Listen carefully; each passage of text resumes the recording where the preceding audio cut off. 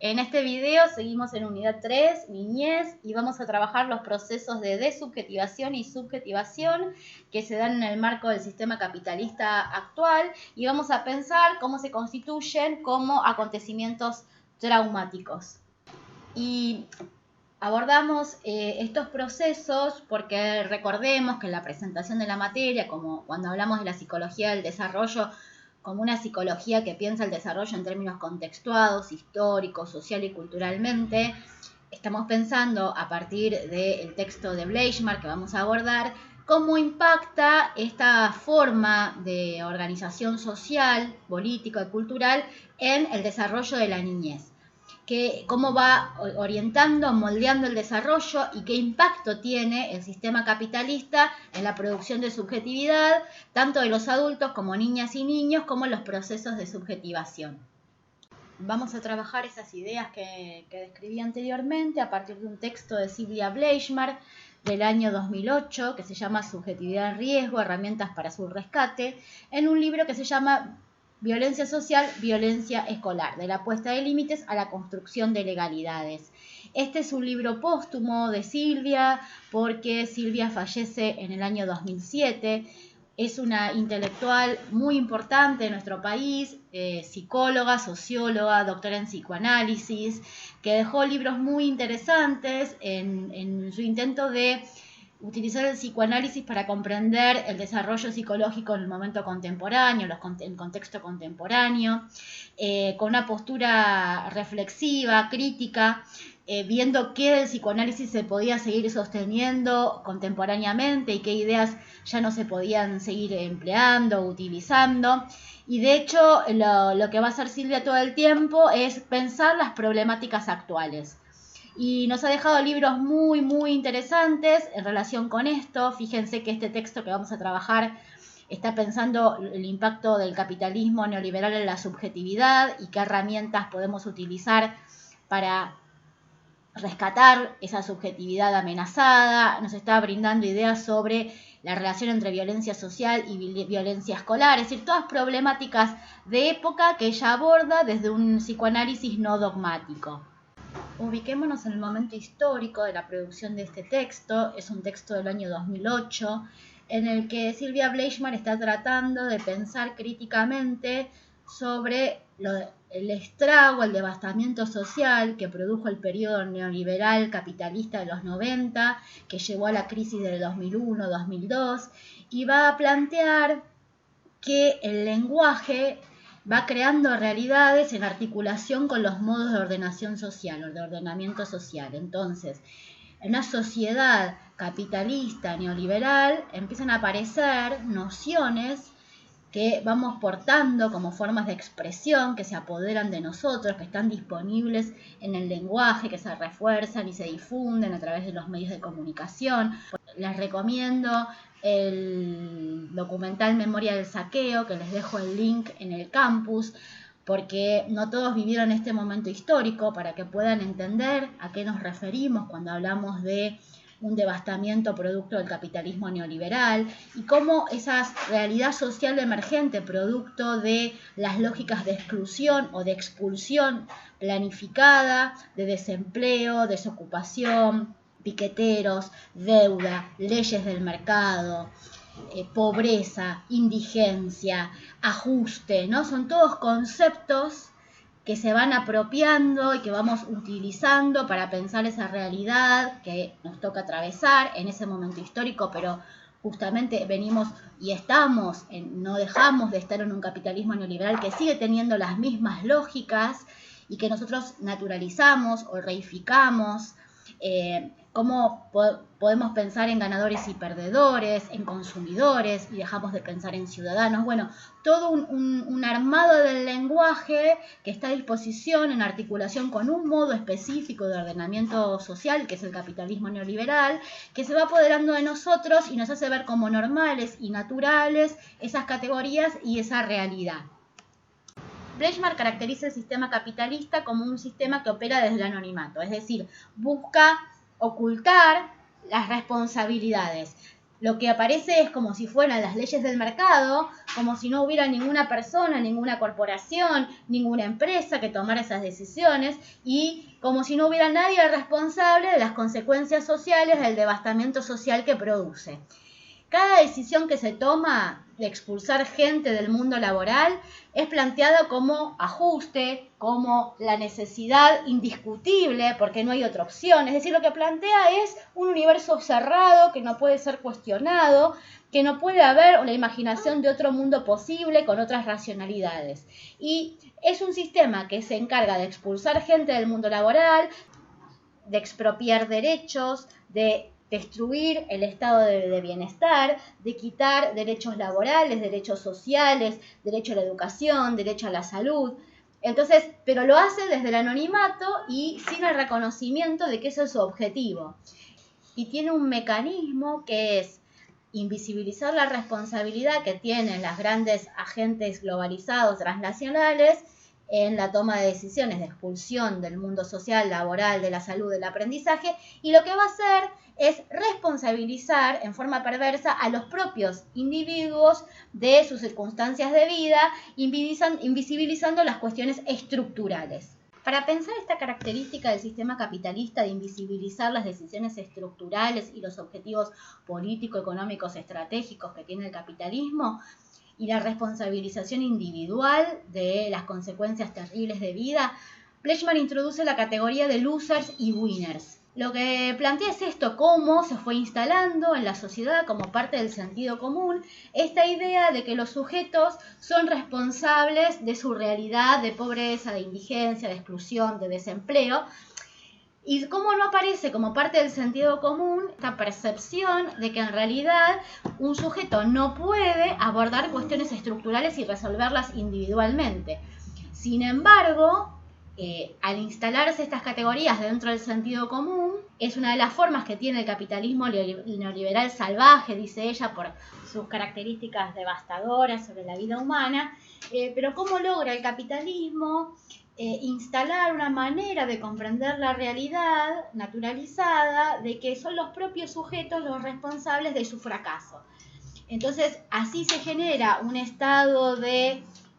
desresponsabilización del sistema y lo que aparece es como los sujetos no hicieron lo suficiente. Está desempleado, bueno, no hizo lo suficiente, no sabe armar un currículum, no sabe cómo ir a las entrevistas. Es pobre, bueno, es porque no le gusta trabajar, es porque es vago, ¿no? Invisibilizando que el capitalismo tiene el desempleo como causa estructural, lo produce, invisibilizando que si hay desempleo estructural no importa si el sujeto tiene mejor un currículum o un peor currículum, porque en realidad el sistema necesita poca gente con malos salarios y grandes masas de desocupados. Bueno, estas son las cuestiones que plantea Fleischmann en relación a que la sociedad se apropia de esta manera de comprender la realidad que propone el capitalismo, la reproduce y termina estigmatizando y desvalorizando a aquellos que han quedado excluidos del sistema, a los losers. También ocultando que hay una porción muy reducida de winners o de ganadores, que la mayoría no pertenecemos a esos ganadores y que esos ganadores en realidad no son seres excepcionales, sino que tienen condiciones estructurales que les permiten estar en esos lugares y que el resto de los sujetos no estamos en una igualdad de puntos de partida, sino que por el contrario estamos en una situación de desigualdad o de inequidad. Para la autora, el capitalismo puede funcionar porque esta perspectiva ideológica que estábamos describiendo anteriormente va a girar alrededor de una característica instalada de nuestra sociedad que es el narcisismo. Entonces, esta posición narcisista se constituye en el eje de toda posibilidad de reconocimiento como modelo y proyecto identificatorio. Todos los sujetos aspiran a ser exitosos, aspiran a participar de la punta de la pirámide, aspiran a formar parte de esa élite, de ese 1%, y tratan de todas las maneras posibles de no quedarse en la base de la pirámide, donde en realidad es la más amplia y donde estamos la mayoría de la población. Entonces, está como una carrera de obstáculos por tratar de llegar a esa élite, cosa que está digamos, por las condiciones estructurales del capitalismo, imposibilitada desde el inicio mismo. Sin embargo, en este narcisismo, en esta idea de, como eje identificatorio, llegar a las partes más altas de la pirámide social, sigue operando igual, aunque fácticamente sea imposible de realizar. Y como toda la sociedad está organizada alrededor de esto, quienes ya quedaron despojados del trabajo, quienes viven en situaciones de marginalidad, en situaciones de pobreza o indigencia, van a sufrir una grave lesión en su subjetividad, pues aquellos expulsados del sistema, aquellos vistos negativamente en forma despreciativa y discriminados. Bleichmann va a plantear que en el fondo hay un profundo desprecio hacia aquellos que han sido excluidos y expulsados del sistema. Esta idea de perdedores en realidad los ubica en un lugar de ineptos, de defectuosos morales, con incapacidad de adaptarse a las nuevas circunstancias. Son como el desecho, el desprecio, aquellos que no están a la altura de las circunstancias. Y plantea que este desprecio se oculta o se invisibiliza como compasión, que en realidad aparece como compasión hacia el otro, pero que oculta una mirada estigmatizadora, y que a su vez lo que hace es invisibilizar las cuestiones de reingeniería social que hace efectivamente el capitalismo salvaje. Pero lo que permite es que aquellos que todavía no han sido excluidos tienen la coartada perfecta, porque ellos son los impolutos, ellos son los buenos, ellos son los capaces, son los exitosos, y todos los demás son o tienen el lugar que se merecen por no haber hecho las cosas bien. Y esto también sirve como medida protectora, porque pareciera ser que a ellos no les podría pasar, les pasa a los otros, que no son los que hacen las cosas bien, cuando en realidad estructuralmente el capitalismo no distingue entre unos y otros y puede pasarle a cualquiera. Nadie es inmune a la lógica de exclusión del capitalismo salvaje. El impacto en la vida psíquica de esta forma de organización social que es el capitalismo salvaje es del orden de lo traumático, porque Bleichmann dice que produce un impacto que nos desorganiza, nos deja inertes para modificar la realidad, no sabemos cómo reaccionar, tenemos dudas porque aquello que esperábamos, aquellas significaciones previas que nos ubicaban en una sociedad, formando parte, como incluidos, con un relativo bienestar social, todo aquello que pensábamos que iba a ser la vida, se transforma en otra cosa, se transforma en una sociedad devastada, que excluye, que es impiadosa con aquellos que acaba de excluir y aún más con aquellos que están excluidos y se sostienen en el tiempo. Entonces lo que va a aparecer es una insuficiencia de herramientas para resimbolizar la realidad, para pensar otras formas de organización social, para protegerse de los efectos devastadores del capitalismo. El capitalismo va a producir diversos modos de sufrimiento psíquico. Por un lado va a aparecer la fatiga de la compasión, es decir, nos empezamos a acostumbrar al horror, nos empezamos a acostumbrar que hay personas viviendo en situación de calle, que hay niñas, niños y adolescentes en situación de pobreza, que no pueden acceder ni siquiera a los alimentos básicos, nos acostumbramos a que hay personas de la tercera edad en condiciones de vida que ni siquiera pueden garantizarse alojamiento y manutención y alimentación. Nos vamos acostumbrando al horror. No tenemos capacidad de respuesta. Cada vez somos menos críticos y cada vez tenemos menos posibilidad de organizarnos para dar una respuesta, para resolver los problemas, para ayudar al otro, para garantizarle derechos. Nos volvemos cada vez indolentes al sufrimiento de los otros seres humanos. Por otro lado, la repetición de acontecimientos traumáticos, hambre, pobreza, situación de calle, todo tipo de violencias, el desmantelamiento del estado de bienestar en forma sistemática desde los años 70, con un auge en los 90 y lo que va del siglo XXI, todo eso hace que haya tantos acontecimientos traumáticos repetidos y sostenidos en el tiempo que ya nos produce insensibilización. Ya ni siquiera nos enojamos, estamos resignados, no hacemos nada, simplemente lo aceptamos. Esto que acabamos de describir es la sociedad en la que viven nuestros niñas, niños y adolescentes, que se encuentran en una situación de total desvalimiento, totalmente desprotegidos, despojados de derechos, sin una perspectiva de futuro. Y los adultos, que somos los creadores y los reproductores y aquellos que por el orden de la repetición de los acontecimientos traumáticos y por el acostumbramiento al horror, ya no pensamos ni siquiera en transformar esta realidad, también estamos en una situación de desvalimiento, también estamos en una situación de desprotección, pero con la paradoja que deberíamos ser nosotros los que tenemos los recursos, las herramientas para proteger a niños, niñas y adolescentes e impedir su desvalimiento. El capitalismo también produjo y produce nuevas formas de subjetividad y de enlace con los otros, nuevas maneras de hacer lazo. Está centrado fundamentalmente en el odio. Hubo cambios en los procesos de subjetivación. Aparecieron nuevas formas de relación signadas por el odio, formas brutales de relación entre los niños, niñas y adolescentes, delitos despiadados. Esto tiene que ver con toda una sociedad que está centrada en el individualismo, en el narcisismo, en el sálvese quien pueda, en odiar al otro porque quedó excluido. Entonces, estas ideas, este imaginario social que hemos construido los adultos durante muchas décadas, va produciendo sentimientos de frustración, resentimiento, son resultado de todas las miserias a las que son expuestos los sujetos y se termina cristalizando en formas destructivas de relación con los otros. Entonces, ahí está el caso que menciona Silvia Bleichmar de Carmen de Patagones, que es una adolescente que llegó armada a una escuela y mató a varios de sus compañeros. Fue un desastre, una catástrofe parecido a las diversas situaciones que también se dieron en Estados Unidos.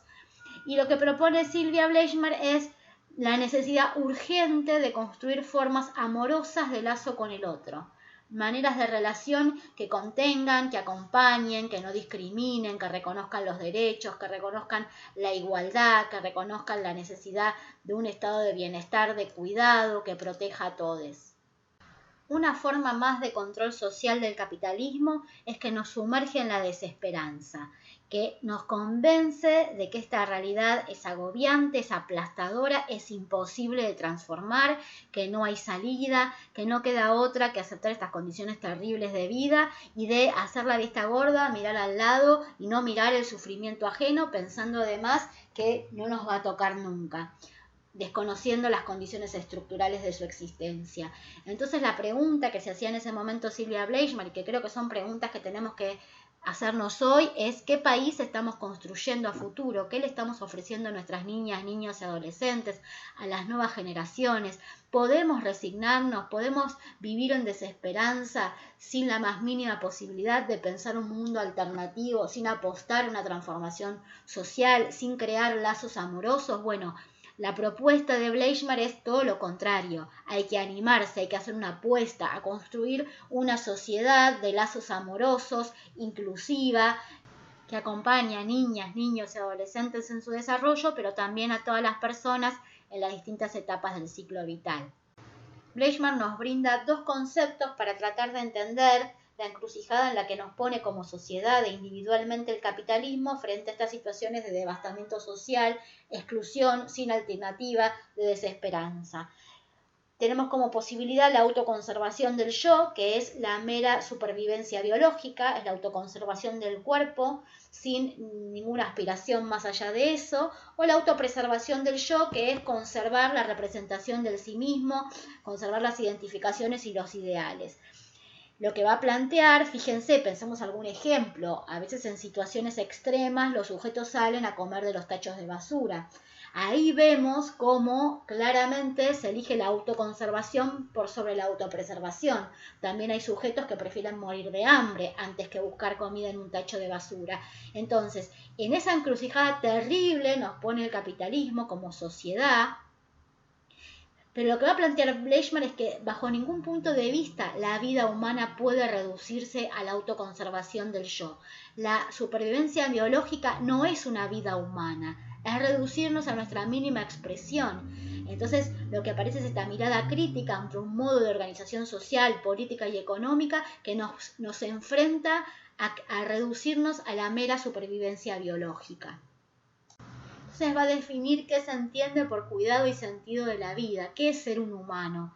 Y para ella ser humano implica que la vida tiene un sentido que no puede reducirse a lo biológico, a la supervivencia, que lo excede, son los sueños, los proyectos identificatorios, la producción de algo diferente, novedoso, con otros. Es proyectar un futuro en forma colectiva e individual, que esto también es un desafío al capitalismo centrado en el narcisismo y en el individualismo, donde lo que parece es como que cada sujeto pudiera proyectarse a sí mismo totalmente sin lazo con la sociedad. Lo que ella dice es que se construye un futuro en forma colectiva, que lo individual está inmerso en lo colectivo, pero que lo individual no puede sin lo colectivo.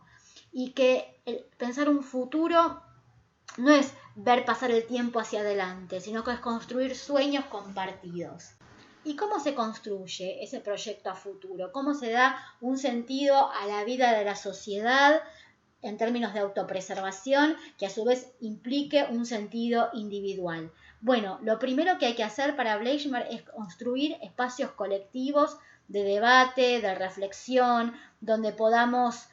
pensar cómo construir ese futuro. Y reintroduce una idea central que tiene que ver con la modernidad y el Estado, que es reciudadanizar al sujeto, es decir, volver a traer la figura de ciudadano, volver a pensar en una sociedad democrática inclusiva donde todos tenemos derechos que deben ser garantizados. Construir una nueva producción de subjetividad, ¿se acuerdan que vimos este concepto? A través de nuevas instituciones, de un nuevo imaginario social compartido. Pero para eso hay que construir y cuestionar el imaginario social hegemónico que nos impone, que es el del capitalismo salvaje neoliberal. E introduce otro concepto, que es el de desubjetivación. Es decir, que lo que debería primar son procesos de subjetivación donde se reconozcan los sujetos, pero lo que impone un capitalismo neoliberal salvaje es efectos de desubjetivación. ¿Qué entiende por desubjetivación? La exclusión social, la mera supervivencia, el quedar reducidos a la autoconservación, el pensar que el otro es un medio para conseguir un objetivo y no un sujeto con el cual establezco un lazo amoroso, de respeto, que lo reconozco como un sujeto de derechos. Y cuando hago eso, que desubjetivo al otro, también pierdo mi propia subjetividad, o sea que no es que yo puedo instrumentalizar al otro sin perder mi propia subjetividad, sino que los dos perdemos en ese proceso. Entonces, la propuesta es, frente a las lógicas de desubjetivación del capitalismo neoliberal, es una apuesta a la subjetivación, a construir instituciones amorosas garantes de derechos que acompañen, que cuiden, que incluyan, es producir un sujeto en clave de autopreservación, un sujeto entendido no como algo meramente biológico, que está resignado a aceptar cualquier condición de vida social para sobrevivir biológicamente, sino alguien que se pregunta sobre el sentido de la vida, alguien que puede construir con otros, alguien que es protagónico, que puede construir un proyecto que es único, que es irrepetible, es decir, una vida que merece ser vivida. Y si bien le reconoce un papel central a todos los adultos de la sociedad en lograr la subjetivación y pensar en términos de sujetos, va a darle un papel central a la escuela, porque lo que se nos propone, y traigo como ejemplo la reforma que se quiso hacer de la escuela secundaria con la escuela del futuro, donde los chicos iban a tener una cantidad de horas impresionantes dedicadas a trabajar en empresas. Es decir, la propuesta del capitalismo neoliberal para la educación es construir esclavos que trabajen en condiciones terribles de mera subsistencia. Y lo que se espera es que la escuela se sume a ese proyecto, que enganche en la misma lógica y que pierda la idea de la escuela como un espacio de resubjetivación, como un espacio de sueños, como un espacio de inclusión, como un espacio de pensamiento crítico. Entonces, la escuela está en disputa y a lo que nos invita Silvia Bleichmer es a construir esta escuela subjetivante, esta escuela que reconozca a los sujetos y que construya lazos amorosos, de cuidado,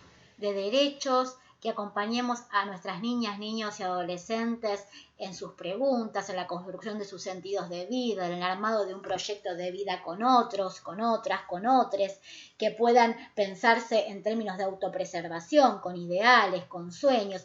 poder apostar a que las nuevas generaciones tengan garantizados los procesos de subjetivación en un marco de una sociedad acogedora, de cuidado y de respeto.